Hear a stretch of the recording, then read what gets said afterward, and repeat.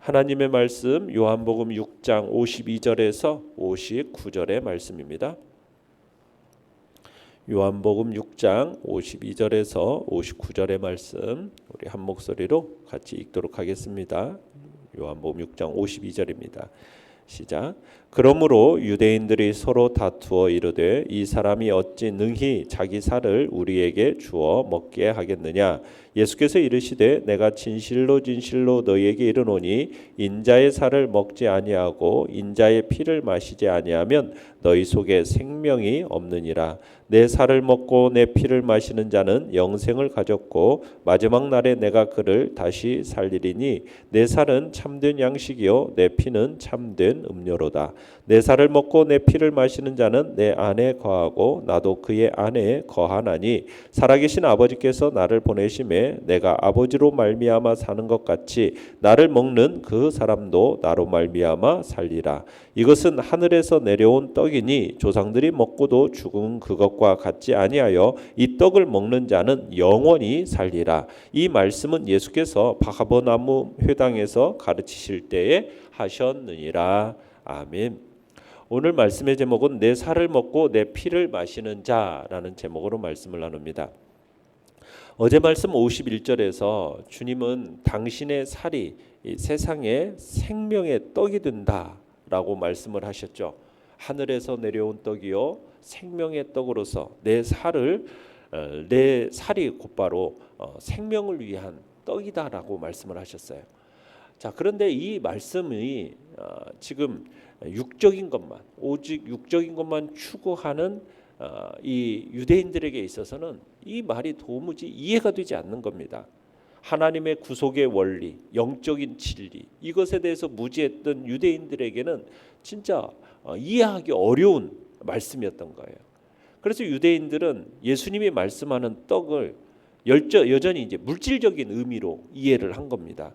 그리고는 이제 예수님께서 자기 살을 주겠다고 말씀하시니까 그게 어떻게 실현 가능한지 그 여부를 놓고 심각한 논쟁이 벌어졌어요.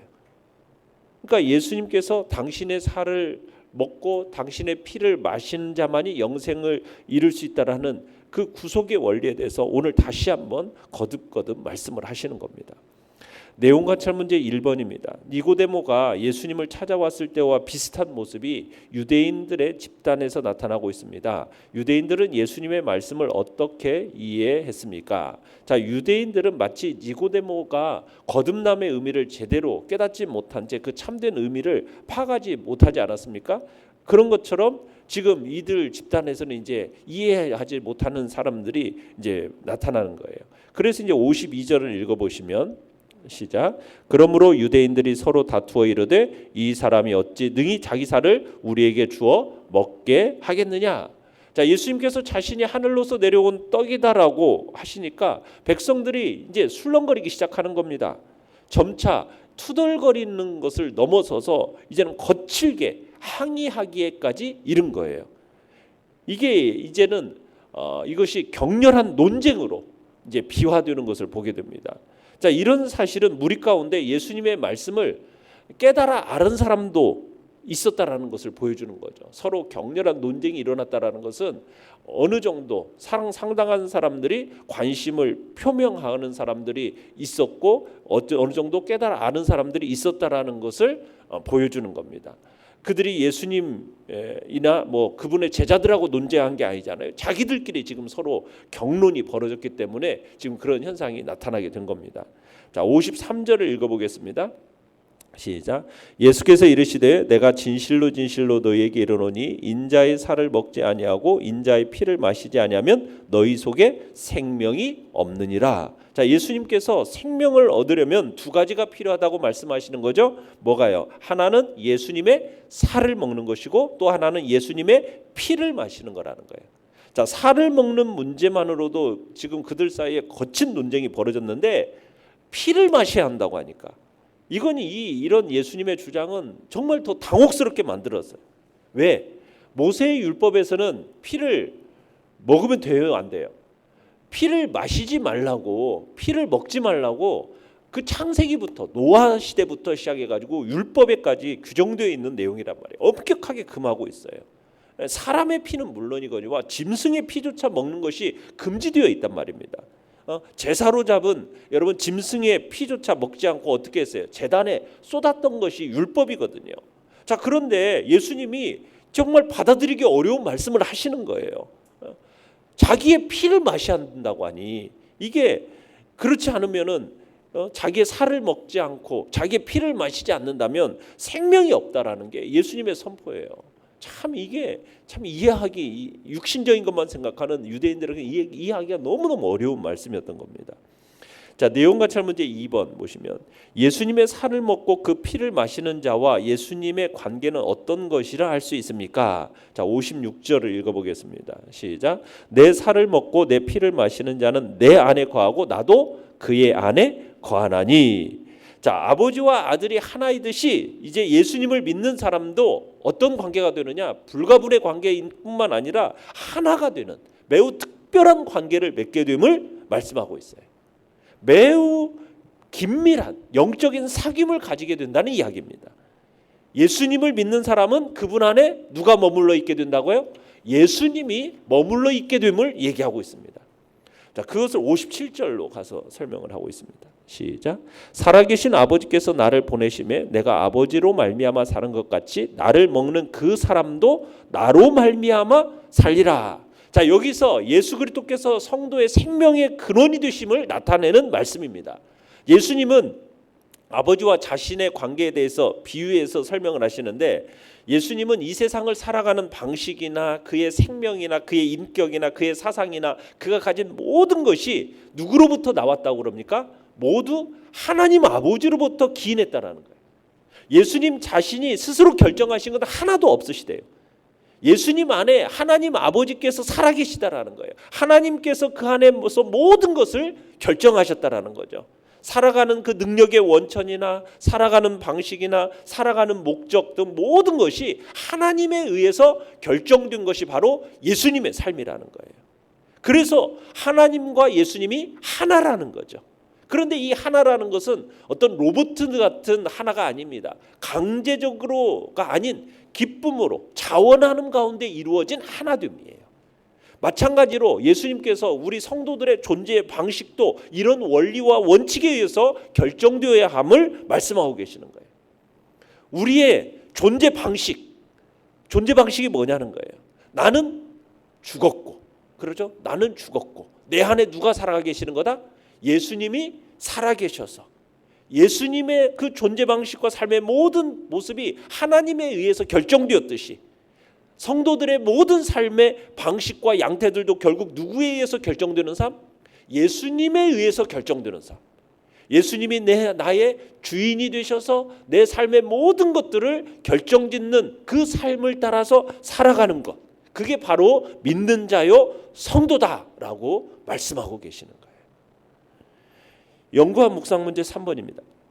예수님의 살을 먹고 그 피를 마시는 사람이 가지게 되는 특권은 어떤 것입니까? 그렇다면 결국 그 살을 먹고 그 피를 마신다는 것의 의미는 무엇이라고 생각합니까? 자, 54절 55절 읽어보겠습니다. 시작. 내 살을 먹고 내 피를 마시는 자는 영생을 가졌고 마지막 날에 내가 그를 다시 살리리니 내 살은 참된 양식이요 내 피는 참된 음료로다. 자, 예수님의 살을 먹고 예수님의 피를 마시는 사람은 이미 뭘 가졌다고요? 영생을 가졌고 마지막 날에 다시 살게 된다.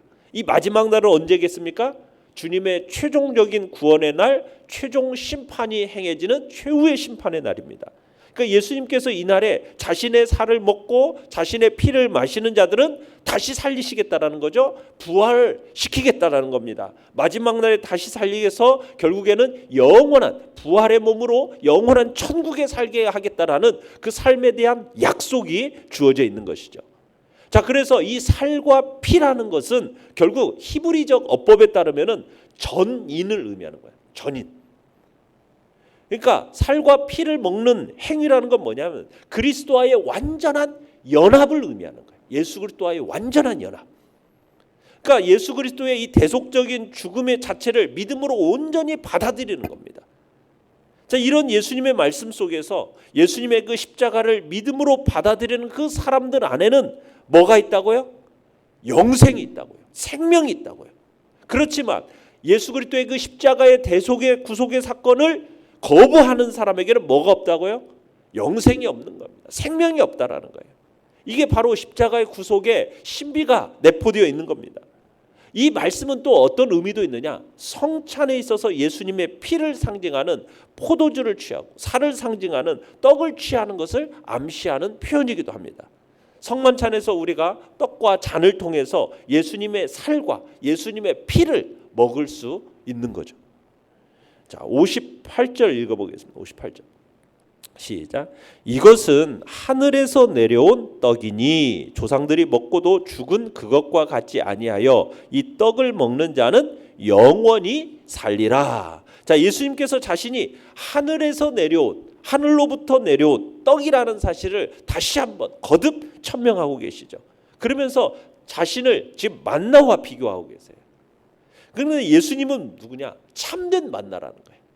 참된 만나이신 예수님께서 바로 하늘에서 내려온 떡이고, 만나라는 것은 하늘에서 내려온 떡이지만 사람들에게 영원한 생명을 주지는 못했어요.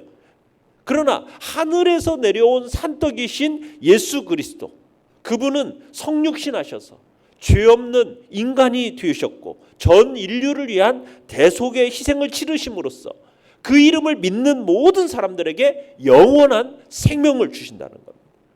그러니까 하늘에서 내려오신 이 떡이신 예수 그리스도께서는 유대인들의 조상들이 광야에서 먹었지만 지금도 얻기를 바라는 그런 만나와는 비교와 근본적으로 다르다라는 거예요. 예수님은 참된 만나로서 그 예수 그리스도를 믿는 사람들은 이미 영생을 소유한 거고 하나님의 유업을 잇는 상속자가 되었음을 말씀하고 있는 것입니다. 느낀 점 4번입니다. 사람은 먹고 마시지 않으면 생명을 유지할 수 없습니다. 예수님은 영적인 생명을 유지하기 위해서 뭘 먹고 마셔야 한다고 가르치십니까? 또한 그것은 무엇을 비유적으로 설명하신 것입니까?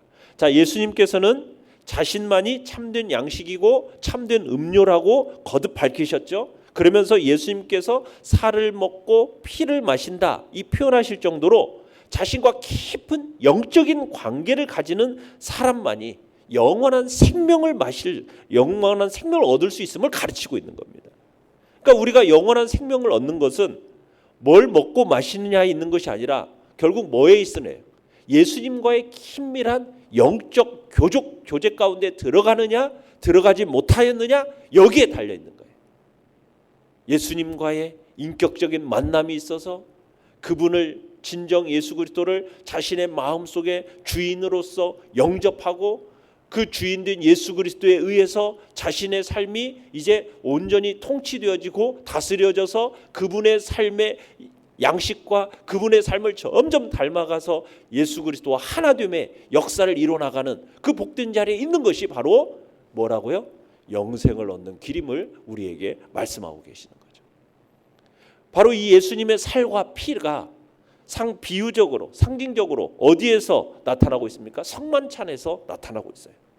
여러분, 우리의 성만찬의 떡과 잔은 무엇을 상징하는 것이에요? 예수님의 살과 예수님의 피를 상징하는 거예요. 우리가 예수님의 살과 피를 여러분 우리가 먹을 수 있어요.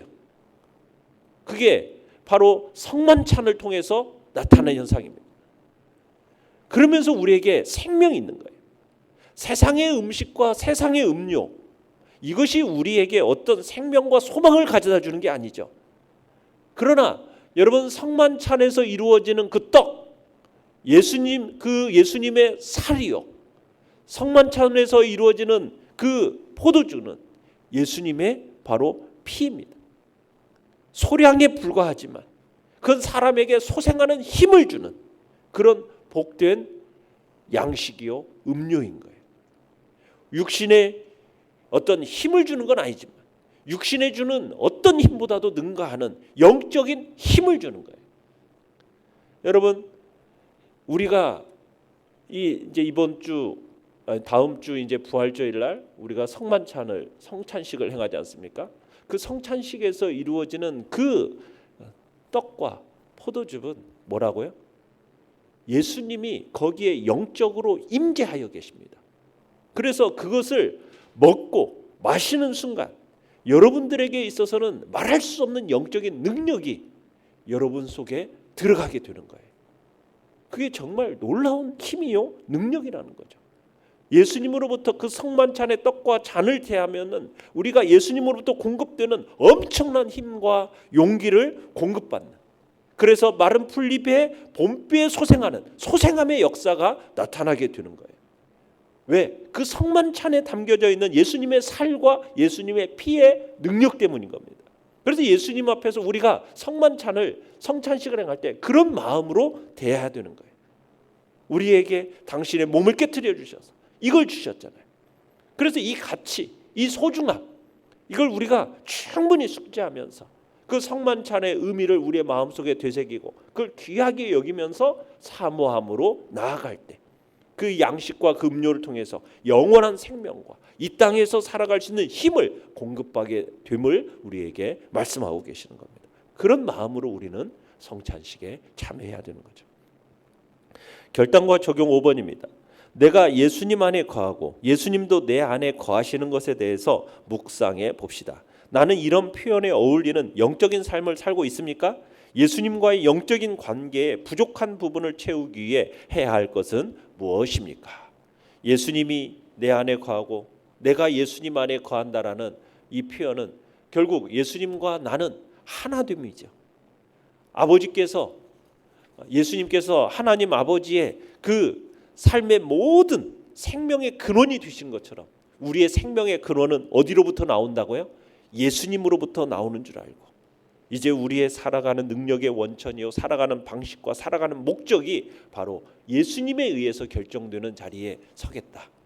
주님이 나의 진정한 주인이요 왕이 되심을 인정하면서 그분의 인도를 받아 이 땅을 살아가겠다. 그것이 우리가 살아있는 생명의 복된 모습임을, 그럴 때 풍성한 열매를 맺을 수 있음을 우리에게 가르쳐주고 있고 그것이 하나님 아버지를 기쁘시게 하는 삶임을 우리에게 말씀하고 계시는 것입니다. 오늘도 우리의 삶에 하나님의 주권을 인정하지 못한 영역이 있다면 회개하고 우리가 주님을 온전한 주인으로서 왕으로서 내 삶의 모든 영역에 있어서 주님이 왕으로서 주인으로서 다스리시도록 주님 앞에 이 시간에 온전히 내어드리는 귀한 시간이 되시길 바랍니다. 오늘의 기도 같이 읽겠습니다. 시작. 예수님과 인격적인 만남을 깊이 가질 수 있게 하소서. 아멘.